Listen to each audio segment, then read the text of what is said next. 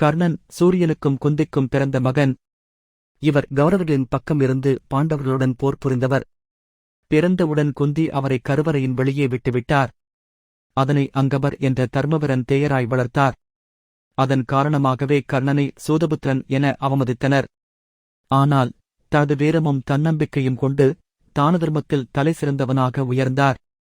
தர்மத்தை அனுசரித்து வாழ்ந்தும் தனது கடமை மற்றும் நம்பிக்கைக்காக கௌரவர்களின் பக்கம் இருந்து போரிட வேண்டிய கட்டாயத்தில் இருந்தார். தன்னை இழிவுபடுத்தினவர்களையும் மன்னித்துக் கொண்டு தனது தர்மத்தை பின்பற்றிய வீரனாக கர்ணன் மகாபாரதத்தில் ஒரு நீதிமானாகவும் தியாகச் சிந்தனையுடன் வாழ்ந்தவனாகவும் போற்றப்படுகிறார்.